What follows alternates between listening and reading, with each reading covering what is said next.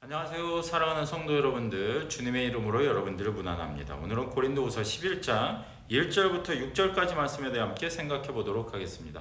지난 시간에 우리는 이제 자랑을 하되 주 안에서 한계를 정해두고 자랑을 해야 된다라는 바울의 권면에 대해 함께 생각을 해 보았습니다.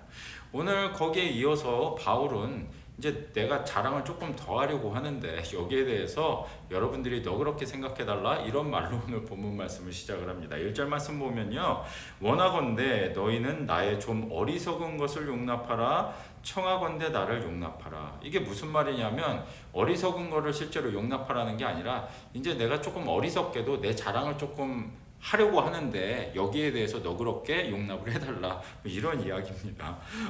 그러면서 지금 자랑을 하려는 그 목적이 뭐냐, 자기가 가지고 있는 이 열심은 너희를 위한 것이고 너희가 한 사람의 정결한 처녀로 남편인 그리스도에게로 시집갈 수 있도록 중매하는 역할을 내가 했다. 그런데 간교하게 그 중간에 이제 3절 말씀을 보면 뱀이 그 관계로 하와를 미혹한 것처럼 너희 마음이 그리스도를 향하는 진실함과 깨끗함에서 떠나 부패할까 두려워하노라. 그러니까 그런 사람들이 있다는 거야.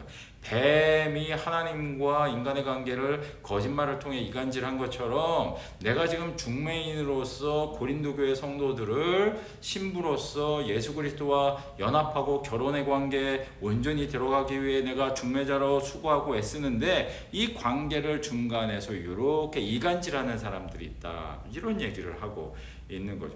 이간질하는 사람들이 하고 있는 게 뭐냐? 바울에 대한 어떤 공격이었던 셈이에요. 사도권이 있는 게 맞느냐? 교회를 박해했던 자가 지금 저렇게 하고 있는 거 이상한 거 아니냐? 지난 시간에 우리가 살펴봤던 것처럼 그가 우리를 만났을 때는 말도 제대로 못하고 쭈뼛쭈뼛 하더니 편지 보낼 때만 이렇게 얘기하는 게 맞느냐? 설교도 잘 못하는 것 같은데, 뭐 이런 비난들을 바울을 향해서 막 이제 대적자들이 쏟아냈다는 거죠. 그래서 여기 바울이 무엇이라고 이야기를 하고 있느냐 하면 약간의 원망의 말을 이제 하고 있는 거예요. 만일 누가 가서 우리가 전파하지 아니한 다른 예수를 전파하거나 혹은 너희가 받지 아니한 다른 영을 받게 하거나 혹은 너희가 받지 아니한 다른 복음을 받게 할 때 너희가 잘 용납하기도 하는구나. 와서 엉뚱한 소리 하는 사람들이 있는데 그런 이야기를 분별하지 못하고 잘 용납하고 거기에 귀를 기울여주고 이런 사람들이 고린도 교회 안에 있다는 거예요. 원래 좋은 얘기보다는요, 나쁜 얘기에 솔깃하기 마련이거든요. 그러니까 여러분들 인생을 살아가면서 좀 부정적인 얘기, 나쁜 얘기 이런 거에 지나치게 귀 기울이지 마십시오. 그런 얘기들이 들을 때는 재미있는데요, 남이 험담하는 거 얼마나 재밌습니까? 재밌는데 그런 이야기들이 생산적이거나 우리의 인생을 이게 풍요롭게 만들어줄 수가 없습니다. 또 결정적으로 신앙에 별로 도움이 안 됩니다. 뭐 안 좋은 얘기 들어봐야 우리 신앙에 어떤 도움이 되겠습니까? 누구를 비난하거나 누구를 뭐 험담하거나 이런 거 너무 귀 기울이지 마세요. 그러면서 이야기를 합니다. 나는 지극히 크다는 사도들보다 부족한 것이 조금도 없는 줄로 생각하노라. 그러니까 명망을 떨치고 있는 지금 예수님의 제자들, 직계 제자들이죠. 바울은 이제 직계 제자는 사실 아니잖아요. 뭐 3년 동안 이렇게 활동을 같이 하면서 예수님한테 배우고 막 이랬던 지금 사도는 아니잖아요. 그러다 보니까 명망이 있는 베드로나 뭐 예루살렘 교회를 지금 이렇게 주도하고 있는 예수님의 형제 야고보나 이런 사람들과 같이 내가 그런 사람은 아니지만 그런 사람들과 비교해서 내가 뒤떨어진다고 생각하지 않는다라고 얘기를 하죠. 이거 잘난 척하는 건 아닙니다. 그래서 나의 어리석음을 용납해달라고 바울이 얘기했잖아요. 그래서 또 뭐라고 얘기를 합니까? 자기 객관화 하라고 얘기를 했는데 자기 객관화 아주 무섭도록 잘합니다. 6절, 내가 비록 말에는 부족하나, 자기도 인정하잖아요. 나 설교 잘 못할 수 있습니다. 이렇게 얘기하는 거예요. 그거 가지고 공격하니까 여러분들이 듣기에 은혜가 안 된다고 한다면 뭐 그럴 수 있겠죠. 제가 말에는 부족할 수 있습니다. 이렇게 인정을 하고 있어요. 바울 스스로도. 자기가 자랑을 하려고 하는데 예수 그리스도 안에서 하나님 안에서 그 테두리를 벗어나서 자기가 그렇게 자랑하지 말아라라고 얘기를 했는데 지금 실제로 바울이 그런 모습을 보여주고 있죠. 말에 대해서 내가 부족할 수 있습니다.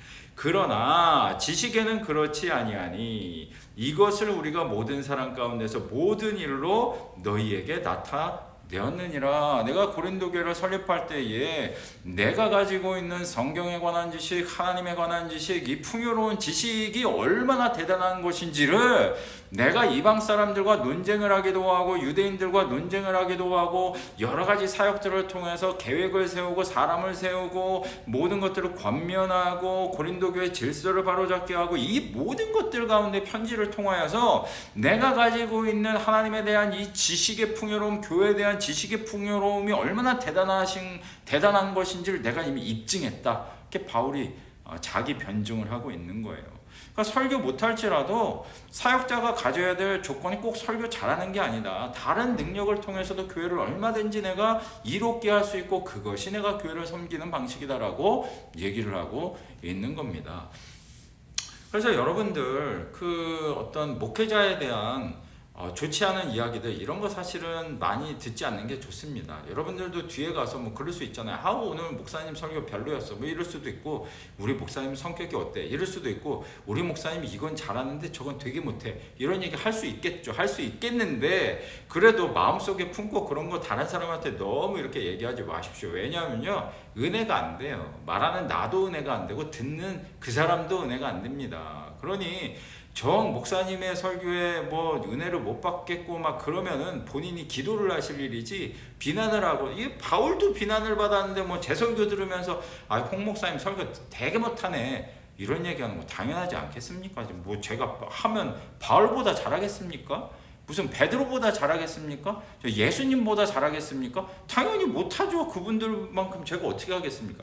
제가 성경을 안다 한들 바울만큼 알겠습니까? 아무리 잘한다 해도 어떻게 제가 바울만큼 알 수 있겠어요? 성경을 쓴 베드로보다 어떻게 제가 더 잘 알 수 있겠습니까? 안 되는 게 당연한 겁니다.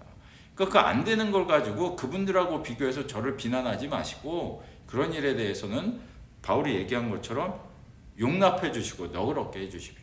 그리고요, 교회 안에서 어떤 사역을 하던 또 여러분들이 직장 생활하면서 누구 눈에 거슬리는 사람들 있잖아요. 근데 그분들에 대해 지나치게 비난할 필요가 없다는 거예요. 여러분들 비난한다고 해서 사람이 바뀝니까? 그렇지 않죠. 사람은요, 비난하기보다 용납해 줄 수 있는 부분에 대해 인정하고 용납해 주는 너그러운 태도가 오히려 우리의 삶을 풍요롭게 만들어 줄 수 있다는 거죠.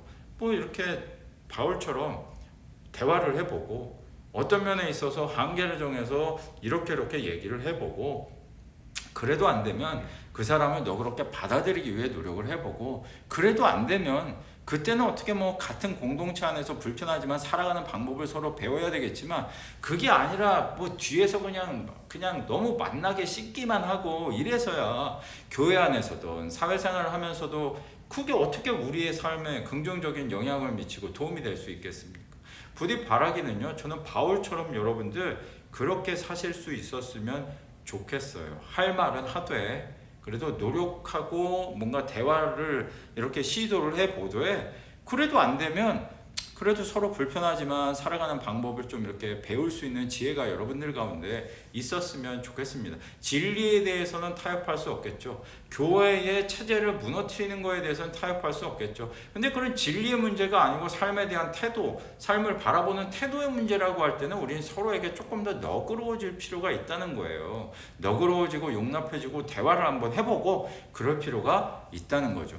부디 바라기는요, 바울이 교회의 문제를 해결하기 위해서 여러 가지 것들을 권면하고 있지만, 이런 권면들을 통해 삶을 대하는 우리의 태도, 지혜로운 방식으로 세상을 살아가는 게 어떤지를 다시 한번 생각해 볼 수 있다는 겁니다. 여러분들 너무 모나게 세상에서 삐죽삐죽 찌르고 다른 사람들하고 불편하게 이렇게 살아가기보다 가급적이면 원만한 관계를 맺으면서 살아가실 수 있는 저와 여러분들이 되셨으면 좋겠습니다. 저도 이런 얘기 제가 하게 될지 몰랐는데요. 저 되게 삐죽하고 막 그런 사람인데, 그렇게 살면 인생 피곤합니다. 여러분들 너그럽게 행복하게 또 다른 사람들과 원만하게 사실 수 있는 여러분들 되시기를 주님의 이름으로 축원드립니다.